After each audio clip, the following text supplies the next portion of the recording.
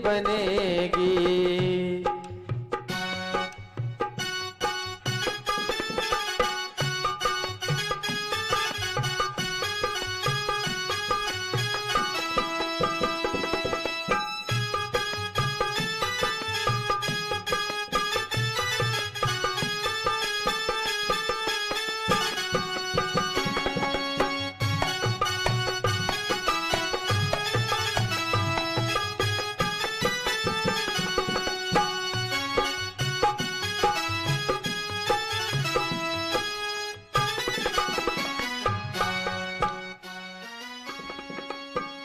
कागाते तुहें हंस बनई है, कागा से तुहें हंस बनई है, कागा से तुहें हंस बनई है, कागा से तुहें हंस बनई है।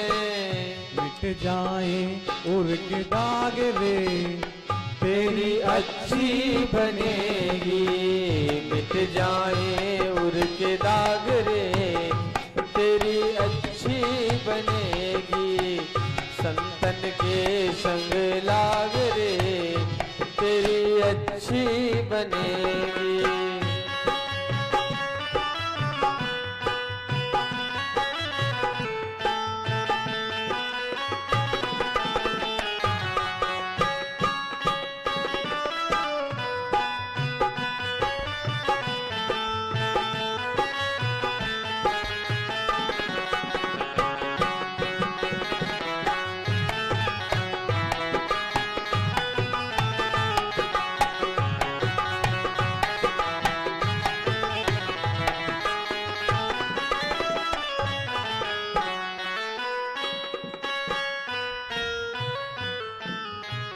संतों की बन गई महंतों की बन गई, संतों की बन गई महंतों की बन गई, संतों की बन गई महंतों की बन गई, संतों की बन गई महंतों की बन गई।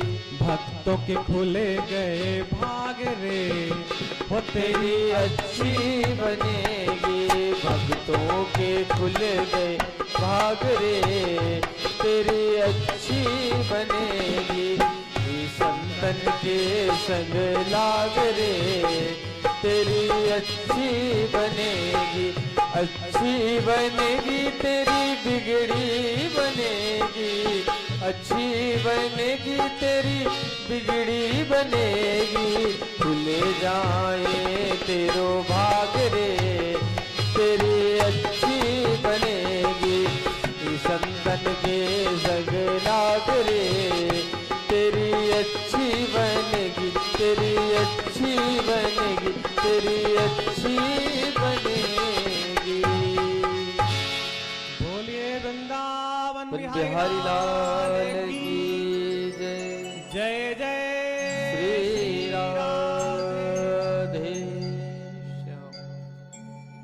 साधु चरित शुभ चरित कपासु।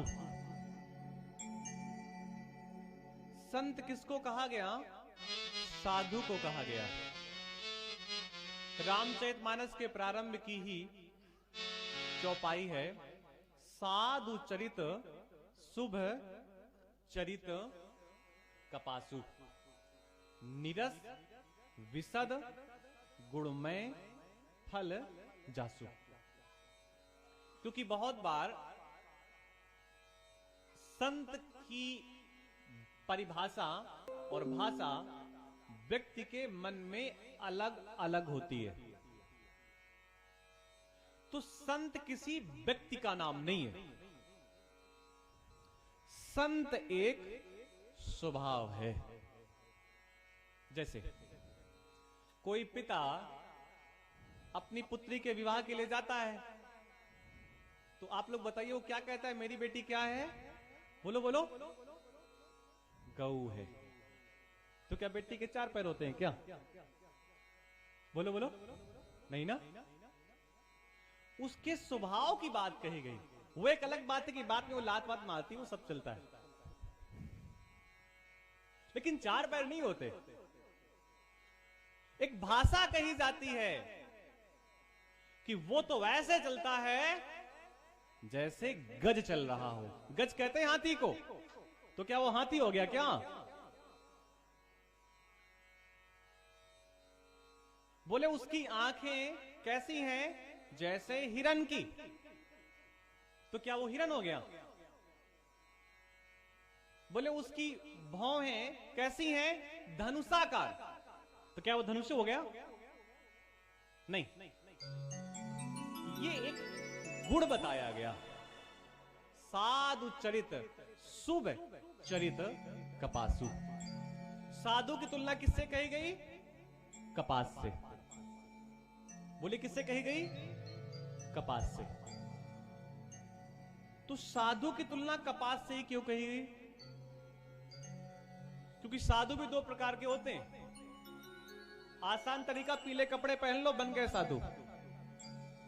और एक दूसरे साधु होते हैं जो पीले वस्त्र तो नहीं पहनते, लेकिन वो साधु ही होते हैं। साधु और कपास की तुलना की गई और दोनों में समानता बताई गई। साधु चरित शुभ चरित कपासु। जितने लोगों ने कपास के वृक्ष को देखा है वो सब जानते हैं कि तितली, भौरा, मधुमक्खी और किसी प्रकार का कीट, कीट कहते हैं कीड़े को, ये सब कपास के पास नहीं जाता। कपास के फूल के पास ना तो तितली मिलेगी, ना भौरा मिलेगा, ना मधुमक्खी मिलेगी, ना कोई पतंगा मिलेगा, ना कोई कीट मिलेगा। और जो श्रेष्ठ संत हैं उनके पास भी बहुत भीड़ नहीं मिलेगी, बहुत ज्यादा नहीं मिलेगी। कपास क्या करता है? एक प्रश्न उठता है कि कपास करता क्या है? तो जैसे ही किसी मां को पुत्र हुआ तो पैपान कराने के बाद जैसे ही मां अपने बालक को देहली से बाहर लाती है या अपनी गोद से किसी और की गोद में देती है, तो सबसे पहली प्रक्रिया क्या करती है? वो उसके कमर में वस्त्र लपेट देती है। लोक लज्जा निवारणार्थ।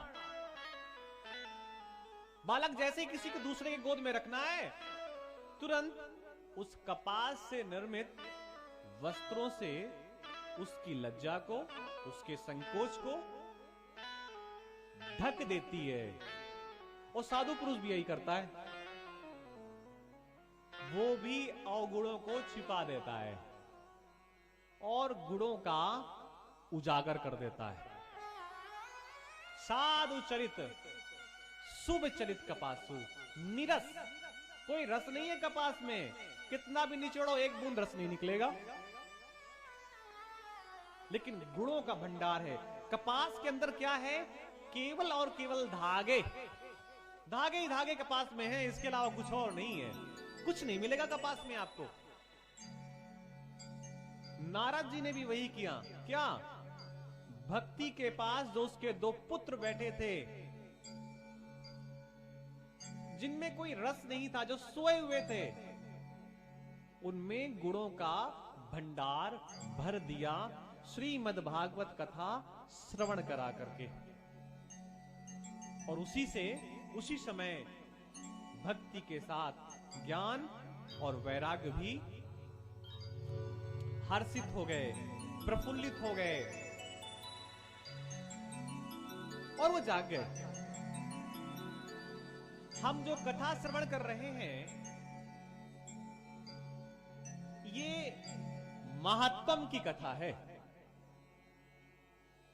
महात्म का मतलब होता है हम कथा सुने उसके पहले ये समझें कि क्या इस संसार में इस कथा से किसी का भला हुआ है क्या? महत्तम। हम विश्वास कैसे करें? तो पहला विश्वास ये बताया गया कि श्रीमद् भागवत कथा सुनने से भक्ति के साथ जो सोए हुए ज्ञान और वैराग्य थे वो जागृत हो गए। एक और कथा सुनाई गई कि एक तुंगभद्रा नदी के तट पर